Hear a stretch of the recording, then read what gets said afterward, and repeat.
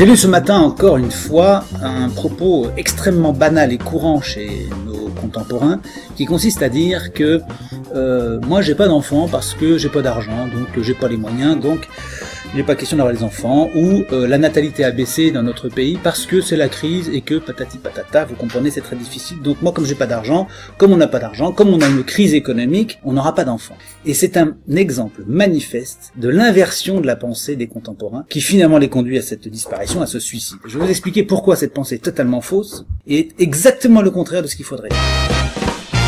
Tout d'abord, vous allez remarquer que l'Inde, avec 250 millions d'habitants, crevait de faim, alors qu'aujourd'hui, elle a plus d'1 milliard d'habitants, et en passe de devenir la première nation populeuse du monde, elle est bien plus riche. En réalité, il ne faut pas dire « j'attends d'avoir de l'argent pour avoir des enfants », il faut se dire « c'est les enfants qui vont m'amener plus de richesse ». Et c'est comme ça que ça a fonctionné depuis la nuit des temps. Je ferai remarquer au passage que le taux de natalité s'élève toujours en période de crise aiguë. C'est une parenthèse. Bref, vous dites je n'ai pas d'argent, donc je peux pas avoir d'enfants. Mais vous n'aurez jamais davantage d'argent si vous n'y êtes pas contraint, si vous n'êtes pas contraint à en avoir davantage. Le fait d'avoir beaucoup d'enfants va vous obliger, va vous amener à vous dépasser pour gagner davantage d'argent. Si vous dites j'attends d'avoir de l'argent, vous n'en aurez jamais davantage parce que rien ne va vous contraindre à en gagner davantage. Quand vous aurez des bouches à nourrir, quand vous serez dans l'angoisse de devoir nourrir une ribambelle d'enfants, vous devrez vous dépasser. Et à ce moment-là, vous allez peut-être vous dire ma vie actuelle ne me suffit pas, il faut que je développe davantage. Et c'est exactement ce que j'ai vécu personnellement, ayant fait faillite avec mon entreprise, grâce à Dieu, parce que j'avais 7 enfants, parce que je les ai toujours, eh bien il fallait que je trouve des solutions radicales pour changer de situation. Et c'est comme ça que j'en suis arrivé à un niveau de vie aujourd'hui avec des revenus très confortables, parce que j'ai été dans l'obligation de le faire. Et vous devez savoir que dans les civilisations, le plus grand nombre de choses se fait sous la contrainte et non pas parce qu'on a décidé de le faire. Les gens ne font pratiquement rien du fait de leur décision, mais tous ont la contrainte. De la même manière, une maman qui a 10 enfants a une journée statistiquement en moyenne plus organisée, mieux construite que celle qui n'a qu'un seul enfant. Parce qu'avec un seul enfant, vous développez moins de facultés, vous êtes moins prise en tant que maman, vous êtes moins occupée, et donc eh bien vous ne développez pas les facultés qui sont celles d'une maman qui a 10, 12, 15 enfants. Donc prenez bien compte de ça, que les gens qui ont davantage d'enfants, d'une part, développent davantage de facultés, de débrouillardise, et parfois dans la souffrance, je le répète, ça peut être très angoissant, mais ils s'adaptent et donc se mettent à la hauteur des circonstances beaucoup plus que les gens qui n'ont pas d'enfants. Et c'est pour ça que notre civilisation européenne et blanche est en train de crever, c'est parce que les gens, refusant ce challenge et estimant que c'est l'État qui doit leur donner de l'argent pour avoir des enfants, eh bien ne se développent pas, ne développent pas des capacités d'adaptation qui étaient celles de leurs ancêtres. Il n'y avait pas de sécurité sociale il y a 250 ans. Il n'y avait pas de retraite, il n'y avait pas de supermarché où vous trouviez tout à la fois. Vos arrière-grand-mères ou grands-pères, eh bien, ils étaient dans un monde où il n'y avait aucune assistance, aucune ressource. Et donc, ils se débrouillaient. Et donc, ils étaient en meilleure santé, ils avaient plus de capacités intellectuelles, ils étaient physiquement mieux portants, tout simplement parce que ils étaient davantage exercés au quotidien à travailler, à s'évertuer à faire des choses et à accomplir leur existence. Et c'est pour ça que nos ancêtres nous ont légué un patrimoine beaucoup plus important que nous leur laissons rien. Regardez les sommes de travail dont étaient capables les gens il y a encore 150 ans. Comparez ça avec l'incapacité viscérale de nos contemporains, qui sont épuisés au bout de 2 heures de travail, et vous avez là toute une explication parfaitement préhensible et parfaitement nette de cela. Donc dire j'attends d'avoir de l'argent pour avoir des enfants est une aberration. C'est une connerie pure et simple. C'est le contraire qu'il faut dire. J'ai pas d'argent, donc je vais avoir des enfants, et c'est comme ça que je vais être amené à développer. Sans compter bien sûr que les enfants sont votre meilleure garantie d'avoir des vieux jours heureux et de pouvoir vous apporter des revenus. Et d'ailleurs vous avez intérêt à en avoir un certain nombre, parce que il faut qu'il y en ait au moins un qui soit en santé suffisante et avec des revenus suffisants et pas trop loin de vous pour pouvoir s'occuper de vous. Donc il est évident qu'avec 1 ou 2 enfants vous prenez un très gros risque. Évidemment, lié à ça, vous allez me dire ah oui, mais justement pourquoi faire des enfants s'ils s'en vont? Bah oui, ils s'en vont aussi parce que dans cette mentalité qui consiste à dire moi j'attends d'avoir de l'argent, je veux être assisté pour faire des enfants, etc. Tout ça, ça participe d'un mode d'esprit qui fait que l'enfant va s'éloigner très vite, parce que lui ne s'y retrouve pas. Le parent qui envisage l'enfant sous le rapport de l'argent et des difficultés économiques, eh bien c'est un enfant qui va s'éloigner forcément, inévitablement, puisque vous n'avez pas créé autour de lui tout un projet, toute une perspective, qu'il n'y a plus ce lien familial, ce lien filial avec l'enfant. Il est évident qu'autrefois les enfants étaient beaucoup plus proches de leurs parents et les aidaient jusqu'au seuil de la mort, parce qu'ils avaient vécu ensemble, parce qu'ils avaient tout fait ensemble. On a réparé la maison ensemble, on est allé au champ ensemble, on a fait les fêtes de village ensemble, on a suivi les processions religieuses ensemble, on a tout fait ensemble. Aujourd'hui, on est une société complètement éclatée, où vous avez des enfants, vous ne lui partagez absolument pas, vous ne pouvez pas de toute façon lui partager ce que vous faites professionnellement, puisque vous allez au bureau à 15 km et que votre enfant, il n'est pas autorisé à venir au bureau, puis c'est pas ce qu'il fait. fait, donc il ne connaît pas votre vie, il ne connaît pas les difficultés de votre existence, vous n'avez que très peu de partage avec lui, si ce n'est quelques repas qui se passent plus ou moins bien, et des vacances qui ne révèlent pas vos savoir-faire, donc votre enfant ne peut pas avoir de vous une très très grande estime, évidemment. Et puis donc on a ces nouvelles crises d'adolescence qui n'existaient pas il y a 300 ans, il n'y avait pas de crise d'adolescence il y a 300 ans, évidemment, puisque les enfants étaient proches des parents et que les parents étaient proches des enfants, il y avait une véritable solidarité. Donc pourquoi je dis tout ça? Parce que on est en train de crever. Démographiquement, nous sommes, vous le savez, en plein crash démographique. Contrairement à ce que pratiquement tout le monde croit, en pensant qu'il y a une augmentation exponentielle de la population humaine, c'est totalement faux. Seule l'Afrique voit sa population augmenter, tout le reste est en train de se casser la gueule. Ce qui veut dire qu'on va repasser la barre des 5 milliards en sens inverse dans pas très très long. Et on peut l'évaluer aujourd'hui, on peut le calculer très facilement, et c'est une certitude, si vous voulez, c'est une science, hein, la natalité, les courbes de démographie, ce sont des sciences, c'est pas des prévisions à la Nostradamus. Donc on sait très bien où nous allons, et nous savons très bien qu'il y aura moins de monde dans 150 ans qu'aujourd'hui. Qu'est-ce que ça veut dire? Ça veut dire que la population s'effondrant, la crise économique va augmenter, puisque évidemment, dès lors que votre investissement n'est pas rentable, eh bien vous ne le faites. C'est évident que vous n'allez pas acheter une maison si vous avez la conviction que cette maison vaudra moins cher quand vous la vendrez. Donc vous l'achèterez, vous allez la louer. Bon. Et donc, et ainsi de suite. Vous n'allez pas investir dans une usine si vous pensez qu'il y aura un marché moins large dans 20 ans qu'aujourd'hui. Parce que vous savez que vous allez vous casser la figure, etc. Donc on va au-devant d'une crise économique sans précédent.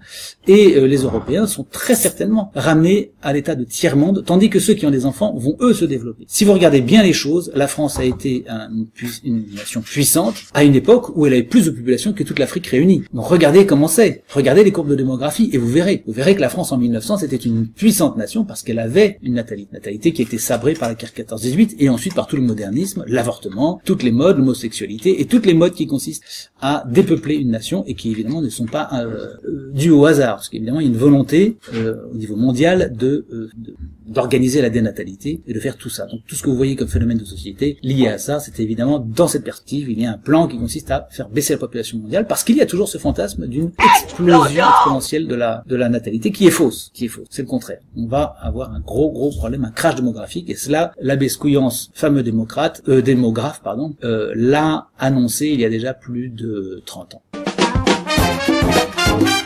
Si vous pensez que la démographie a une quelconque chance de se redresser en votre faveur, je vais vous montrer des documents qui vont vous mettre les choses au clair. Voici comment devrait se trouver normalement une démographie normale. C'est celle du Mali. Vous avez ici une démographie normale, il y a beaucoup de naissances et puis une mortalité relative, et on va vers les personnes les plus âgées, pas de problème, c'est ce qu'on avait en France, c'est ce qu'on a eu pendant très longtemps, des siècles. Donc qu'est-ce qu'on voit sur les grands pays occidentaux, qui étaient autrefois de grandes puissances démographiques? Eh bien, vous voyez maintenant des courbes de ce type, des choses comme ça, voire pire, des choses comme ça. Alors on va regarder, ça c'est Bulgarie, vous voyez, donc vous avez ici des gens qui ne remplaceront jamais ce manque à gagner, celui-ci, vous voyez, tout ça c'est perdu. Les gens qui sont ici, forcément, ils seront de moins en moins nombreux jusqu'à leur mort. Vous aurez une courbe qui ira à peu près comme ça, les personnes vont décéder progressivement, donc vous aurez une courbe qui sera sur cette base-là. Alors que vous voyez très bien qu'elle était auparavant sur cette base-là. Parce que les gens, ils sont nés là, d'accord? Donc ils devaient être à peu près, c'est par là, on va dire, pour être précis. Voilà, il y avait une courbe comme ça. Donc vous avez tout ceci, tout le solde de population ici qui a disparu. Voilà. On va prendre d'autres exemples. Voici le Canada, donc très clairement, affaiblissement, effondrement même de la population, puisqu'on est pratiquement à la moitié, pas tout à fait, mais pas loin de la moitié ou un gros tiers de la population moyenne de 44 ans, c'est-à-dire de la démographie d'il y a 40 ans. On est à la moitié, puisqu'il faut tenir compte du fait que là, toujours cette ligne droite, vous avez quelque chose comme ça. Voilà. Donc vous êtes à la moitié. Il y a moitié moins d'enfants. Et encore, dites-vous bien qu'ici, vous avez une grosse part de la population qui est une population immigrée. D'accord? Donc le résidu blanc, il est en train de disparaître. Ça c'est à mon avis tout à fait évident. Autre exemple, qu'est-ce qu'on va prendre? On peut prendre la courbe française si on veut. Alors ça c'est le Japon. Vous voyez, alors le Japon aussi c'est catastrophique. Catastrophique. Là on voit très bien. Donc on était sur quelque chose comme ça.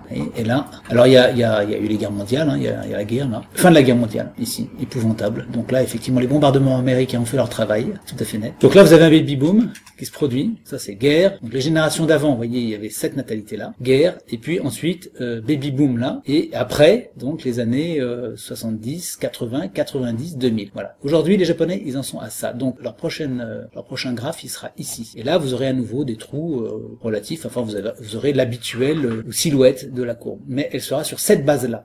Et donc cette base-là, c'est plus du tout la même. Donc très clairement, ces peuples-là, ils vont disparaître. Et on sait que forcément, à terme, on a des données là-dessus, on sait très bien que à terme, sur l'ensemble de la population mondiale, puisque pratiquement toute la planète est touchée, sauf l'Afrique, vous aurez une diminution très nette de la population mondiale. On va regarder d'ailleurs des documents relatifs au crash démographique.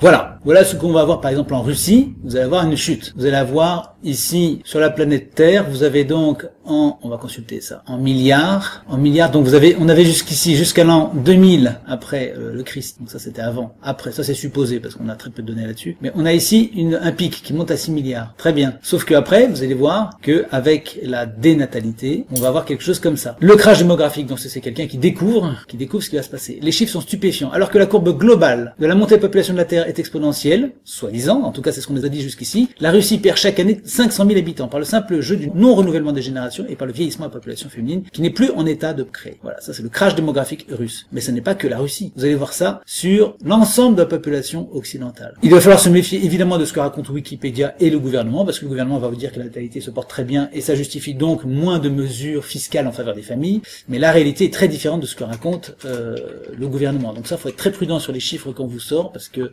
on mélange beaucoup de choses, et notamment le gouvernement français tient compte de naissances d'étrangers en France. Évidemment, les gens qui viennent pour accoucher en France, ils sont nombreux. Vous avez des wagons entiers qui viennent d'Algérie ou d'Afrique pour accoucher en France. Ben, ces gens-là, ils sont peut-être pas forcément là dans 2 ans ou dans 3 ans, ils sont peut-être repartis dans leur pays, ou alors ils seront là, ce qui sera guère mieux, puisque la natalité aura été subvertie. Évidemment, ça sera plus une natalité d'origine. Alors là, vous avez 1,84, 1,82, donc c'est une population plutôt d'origine française, et là vous avez 1,80 officiellement pour les françaises. 1,80 françaises, ça inclut évidemment les naturalisés. À mon avis, la fécondité par femme est inférieure à 1. Je pense qu'elle est inférieure à 1 aujourd'hui, ou aux alentours de... Enfin, elle doit être comprise entre 0,90 et 1,2 à mon avis, pour ce que je regarde depuis des années.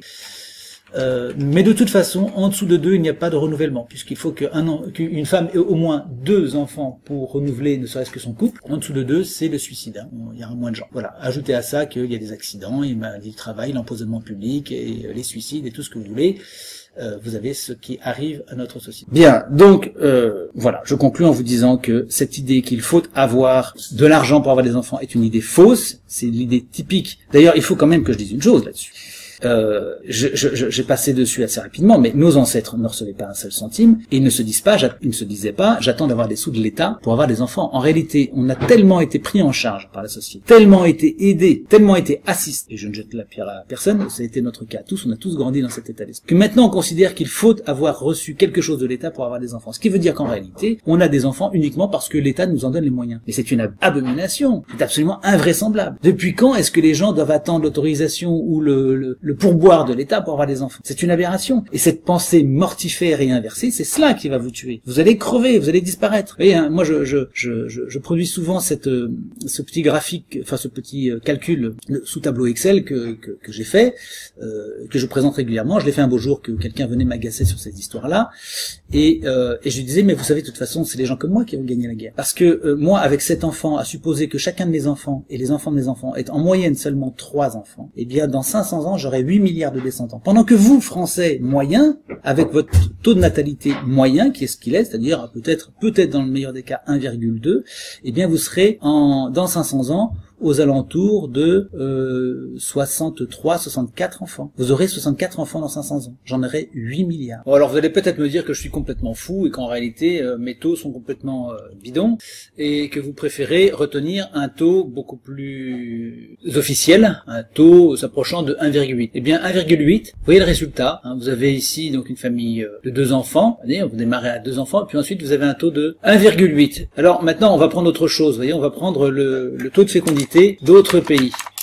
Par exemple, celui-ci, là, ceci. Vous voyez, vous prenez celui du Niger, si vous voulez. 6,76. 6,76. Vous voyez, alors là, on atteint des taux qui sont même pas imaginables. Hein, puisqu'on dépasse, voyez, on est sur des taux absolument inimaginables. Mais ça, 6,76, c'est le taux officiel du Niger. Oui, donc forcément, on va arriver à un dépassement écrasant de la population européenne. Même des gens comme moi disparaîtront totalement à ce train-là. Il n'y a même pas besoin d'attendre 500 ans. Vous voyez, là, rapidement, on atteint le milliard au bout de 300 ans. Vous voyez, donc, vous allez me dire, il va se passer des tas de catastrophes, blabla, etc. Et donc, il n'y a pas de problème. Mais les catastrophes qui toucheront ces gens-là, vous toucheront aussi, et dans les proportions identiques. Alors, on verra ce qui se passera. Mais moi, je vous dis très simplement, sur l'actualité de la fécondité actuellement, le français avec 1, moi je pense aux alentours de 2, mais enfin supposons même que ce soit 1,6, ça n'existe pas. 37 000 descendants au bout de 500 ans, ce n'est même pas à considérer. L'Algérie ici, vous voyez, 2,78. Entrez le chiffre, 2,78, et voilà. Soit moins qu'à Coupe qui aurait 3 évidemment. Ici c'est 3. 3 de coefficient. Vous voyez, donc ce serait moins. Donc avec 3 enfants par Français, on pourrait faire face à la natalité algérienne. Et si vous regardez le tableau donc sur Wikipédia, qui vaut ce qu'il vaut, parce que Wikipédia c'est forcément toujours fait exact, mais en tout cas ce sont les chiffres officiels, il y a des choses qui sont inévitables, c'est de constater qu'en fin de tableau, c'est-à-dire, bon, je ne vais pas parler du Vatican à 0% évidemment, puisque ce sont des prêtres, enfin, vous regardez Singapour, Macao, Taïwan, Hong Kong, Corée du Sud, donc là vous avez l'Asie du Sud-Est, une partie d'entre elles en tout cas. Et puis ensuite vous avez toute une flopée de pays européens, vous voyez, hormis le Japon, vous avez tout ça, Pologne, Roumanie, Slovénie, Andorre, Slovaquie, Grèce, Serbie, Italie, Hongrie, Allemagne, République tchèque, Bulgarie, Autriche, Chypre, Croatie, Cuba, Biélorussie, Saint-Marin, Espagne, Albanie, Lettonie, Thaïlande, Monaco, Portugal, Ukraine, Malte, Guernesey, Suisse, Moldavie, etc., etc. Vous voyez, donc là vous avez tous les pays européens d'origine, au moins d'origine, par, j'ai cité quelques pays comme le Japon, la Thaïlande, etc., mais vous avez tous les blancs sont là, sont en bas de tableau, classe, voilà. Si vous remontez tout à fait en haut, vous trouvez très très peu, évidemment, vous trouvez l'Afrique, essentiellement. Voilà, là vous avez le tableau qui devrait compter avant tout dans vos réflexions. C'est ça qui devrait passer avant tout le reste dans votre réflexion sur la politique et les enjeux actuels. La démographie, c'est l'élément numéro 1 dans l'histoire de l'humanité. Tout le reste est secondaire. Donc vous comprenez bien qu'on parle pas de la même chose. Et vous comprenez très très bien que les musulmans, eux, vont peupler la terre, pendant que vous allez disparaître et dire tout ce que vous voulez. Vous pouvez dire tout ce que vous voulez, vous pouvez faire tous les constats que vous voulez, vous pouvez vous plaindre et pleurnicher et dire c'est terrible et c'est affreux, on a envahi, mais c'est le résultat direct de votre état d'esprit qui consiste à dire moi j'aurai des enfants quand j'aurai de l'argent. C'est une mentalité de crevard, il faut le dire, c'est ce qui est. C'est littéralement ces gens qui crèvent, qui pensent comme ça et qui n'ont plus d'enfants. Ils ne sont plus dans la dynamique de leur civilisation, donc ils crèvent. Et c'est la loi naturelle.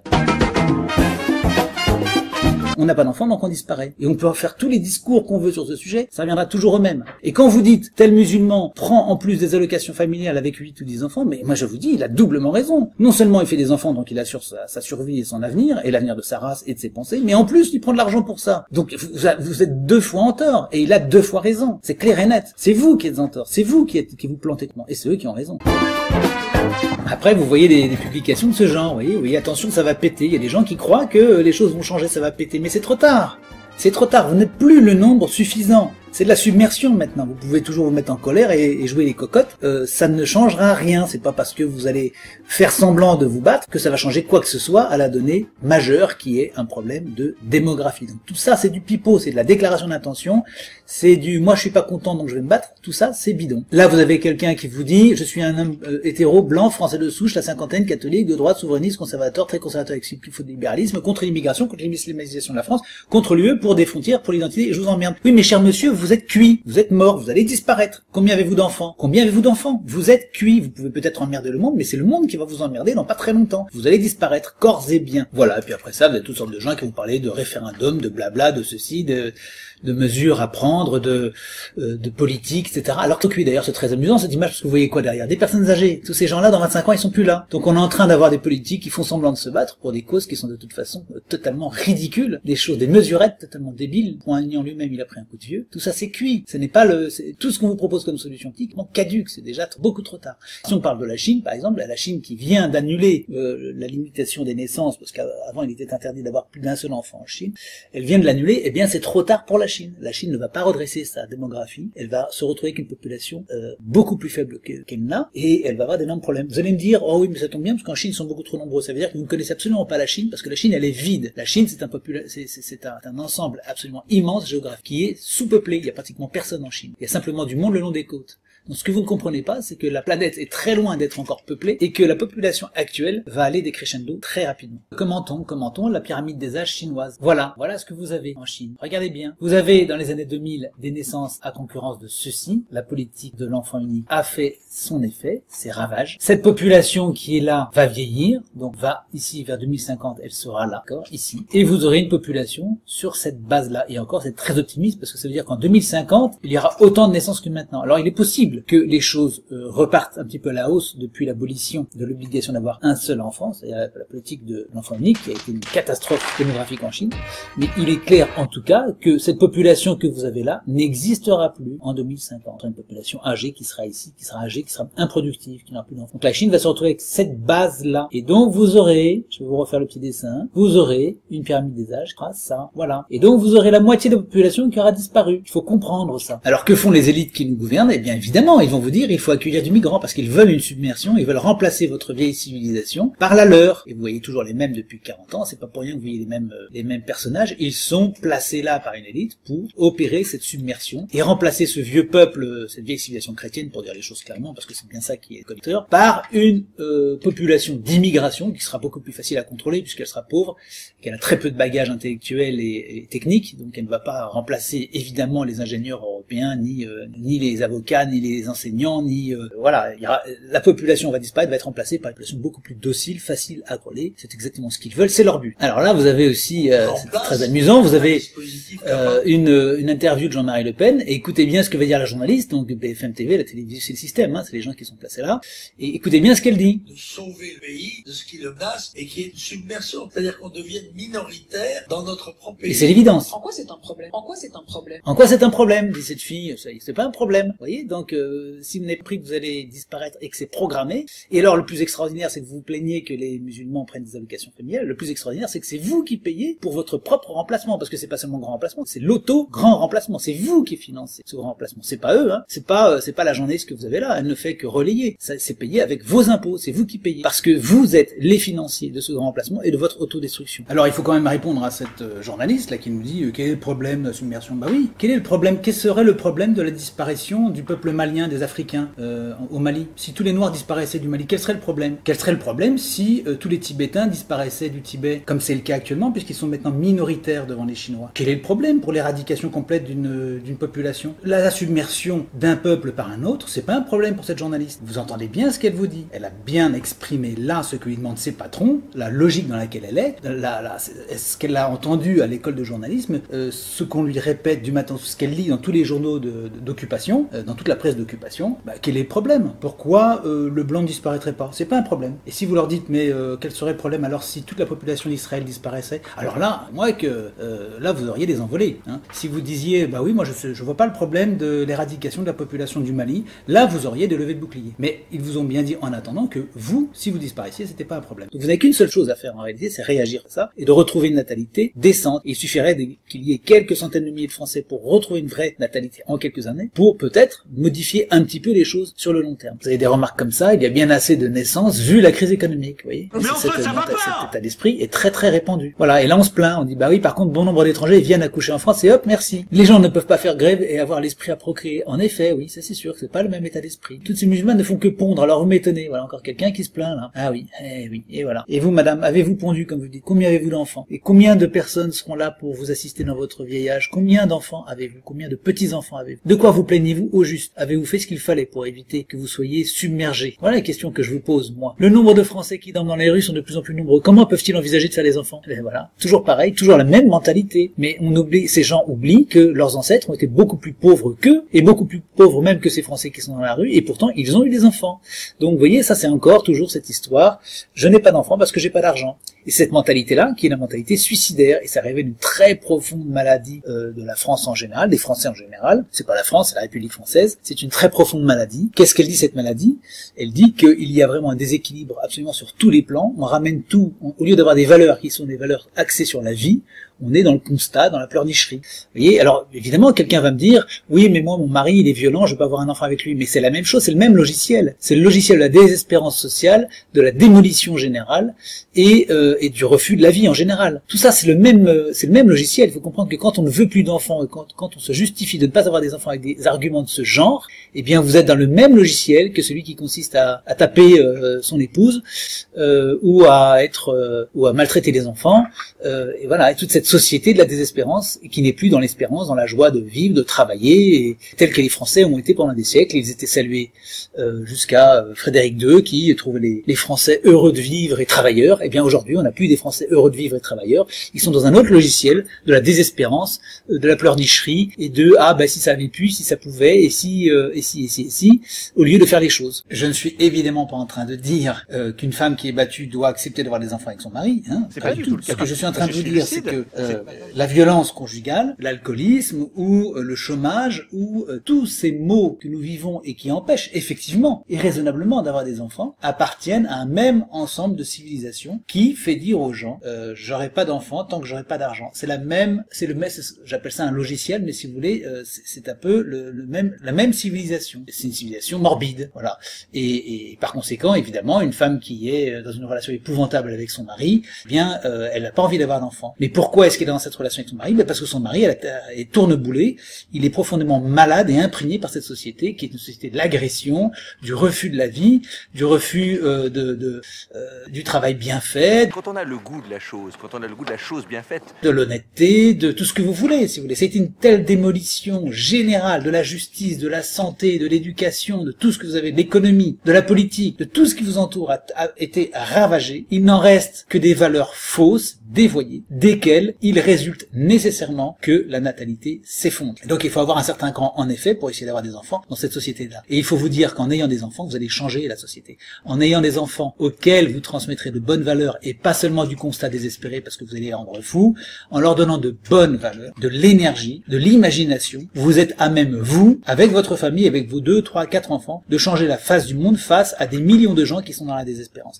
Car les gens qui décident de faire des choses, créer des choses, posent des nouveaux postulats, sont beaucoup plus forts que tous les autres réunis, si les autres ne sont pas capables de faire une proposition aussi forte et aussi novatrice. Ayez des enfants et fondez une société nouvelle et arrêtez de vous plaindre de l'immigration, de ceci, de cela, puisque de toute façon vous êtes vous-même les artisans de tout ça, avec ce mode de pensée. On a le droit de regretter qu'il y ait une submersion migratoire dans la mesure où on est capable, on peut dire soi-même, moi personnellement, j'ai fait un certain nombre de choses, je fais un certain nombre de choses réellement qui auront un impact d'ici 500 ans. Et pas juste de dire je brandis des drapeaux dans la rue ou je fais une manif. C'est pas se battre, ça. Ne dites pas je me bats pour, c'est pas vrai, vous ne vous battez pas. Et les réseaux sociaux sont infestés de ces gens qui disent nous nous battons pour, vous vous battez rien du tout. Vos grands-parents étaient dans les tranchées, vous avez des gens qui ont fait de la résistance, il y a des gens qui sont engagés réellement, physiquement au prix de leur existence et de leur vie. Ne dites pas que vous vous battez. Vous ne vous battez pas du tout. Vous regardez, vous ne faites que commenter. Vous ne faites que regarder et commenter votre propre suicide. Vous voyez, j'en connais qui font 5 d'un coup avec les allocs. Cherchez, vous trouverez. Ah bah oui, chère madame. Eh bien, non seulement ils vont faire 5 enfants d'un coup,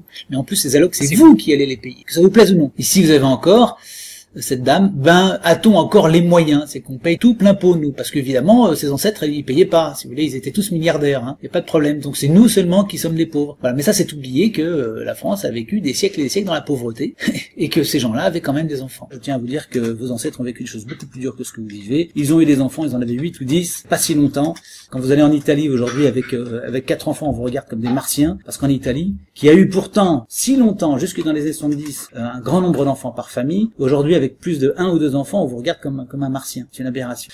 Et c'est vrai en Allemagne, c'est vrai maintenant, ça devient vrai en France, qu'une natalité des Français d'origine complètement en berne, en fait. C'est l'une des plus catastrophiques d'Europe, contrairement à ce qu'on nous raconte, puisqu'en fait la natalité française, c'est essentiellement la natalité due à l'immigration. La plus grosse maternité de France, elle est à Cayenne. Et c'est pas dans le Val d'Oise. Et encore dans le Val d'Oise, il y a aussi beaucoup d'immigration. Enfin, c'est pas à Vichy, si vous voulez, ou à Béziers, hein. Enfin, Béziers aussi maintenant. On a pratiquement toutes les les villes sont en train d'être repeuplées. Mais c'est tout à fait évident, puisqu'ils ont des enfants que vous n'en avez pas. Faites des calculs, regardez ce que c'est qu'une courbe démographique, vous verrez comment ça se passe. En 50 ans, vous allez voir ce qui se passe. Et ce que nous vivons depuis 1975, avec en particulier l'avortement, c'est davantage que la Première Guerre mondiale. Ça creuse la courbe de la démographie de manière beaucoup plus dramatique que la Première Guerre mondiale, qui n'est rien à côté. La Première Guerre mondiale, c'est rien à côté de l'avortement. L'avortement, c'est depuis 75 au moins 200 000 bébés par an, officiellement déclarés, soit 8 millions depuis 75. 8 millions. Donc 8 millions d'enfants qui n'auront pas d'enfants. Madame Veil est la coupable, le responsable de la Shoah des enfants français. Vous voyez, donc il est très clair que personne ne va payer vos retraites. Il n'y aura personne. Vous attendez votre retraite. Il n'y aura personne pour payer vos retraites puisqu'il n'y a plus d'actifs. Si vous ne comprenez pas ça, vous ne comprenez rien. Parce que vous voyez, on nous ressasse très fréquemment les histoires de grands malheurs de l'humanité avec les guerres, la peste noire, etc. Mais si vous regardez tout ça de près, vous voyez que tout ça, ces grands événements majeurs de l'histoire, les morts de l'époque de Louis XIV, dus aux guerres de Louis XIV, les morts dus à la guerre de 30 ans, les morts de la guerre d'Italie, les guerres de Louis XV, voyez, ou les guerres de la Révolution, les guerres de l'Empire, ou les conquêtes de Charles X, conquêtes de l'Algérie, etc. Vous voyez tout ça, y compris jusqu'à la guerre 14-18, mais tout ça ensemble, ça ne vaut pas l'immense massacre de l'avortement depuis 1975. Vous voyez la courbe, le graphique est extrêmement clair. Vous voyez, donc là, le massacre, il est là, il n'est pas là. Tout ça, c'est clopinette, Et jusqu'à l'épuration, qui a probablement tué aux alentours de 100 000 personnes, on est très loin des résultats de l'avortement, que les gens trouvent très bien, parce que vous comprenez, c'est un confort, je fais ce que je veux de mon corps, etc. En réalité, c'est un suicide. C'est un suicide sans précédent dans l'histoire de notre pays. Il n'y a pas eu de plus grande catastrophe de toute l'histoire de notre pays que cet avortement depuis 1975. C'est bien plus grave que l'occupation, que les guerres mondiales, etc. C'est beaucoup plus grave que tout ce que vous pouvez voir à la télévision sur le nazisme, et c'est sans commune mesure. L'avortement que vous avez là est la plus grande tragédie de toute l'histoire de l'humanité en général, et la plus grande tragédie de l'histoire française en particulier. Vous le voyez, il n'y a pas besoin de faire 36 discours. Vous n'aurez pas de retraite, vous n'aurez pas d'avenir, et puis vous finirez très mal économiquement, puisque de toute façon, à niveau de revenus équivalent et constant, vous serez rattrapé par un coût de la vie qui va augmenter au fur et à mesure qu'il y aura moins de natalité française ou européenne. Parce qu'il y a de moins en moins de gens qui travaillent, qui produisent de richesse. Les gens, ça aussi c'est une chose qui est extraordinaire. On nous dit oui, il y a moins de gens, donc ça coûtera moins cher à la sécurité sociale. C'est faux, absolument faux, c'est le contraire. Le propre de l'individu, de l'homme ou de la femme, c'est de produire de la richesse du soir au matin. Vous levez, vous faites un travail dans la journée et vous avez augmenté votre taux de productivité, enfin votre production de 130, 140, 150% dans la journée. Vous avez travaillé, vous avez développé une affaire, vous avez quelque chose. Et par conséquent, vous sentez parfaitement qu'un peuple qui existe, du simple fait de son travail, assure la prospérité et la richesse des contemporains et des gens à venir. Si ce peuple n'existe pas, il y a vieillissement de tout, de l'outil de production, des objets, des bâtiments, de tout, appauvrissement, augmentation des coûts d'entretien, etc., etc. Et donc, de manière générale, c'est l'effondrement. S'il n'y a plus de peuple, c'est évident. Si vous n'avez plus de peuple pour assumer le travail et la prospérité et créer de la richesse comme vous le faites tous les jours, à moins que vous soyez un type qui passait son temps devant la télévision ou devant Facebook, ça c'est évident, si vous foutez rien de votre vie, ce qui est de plus en plus fréquent, eh bien, normalement, un peuple qui se tient debout et qui travaille assure le développement et la richesse. Il est évident qu'en 1780, la France est d'une richesse extraordinaire malgré tout ce qu'elle a pu vécu. C'est d'ailleurs économiquement, par tête de pipe, la nation la plus riche du monde. Je tiens à vous le rappeler. Bon.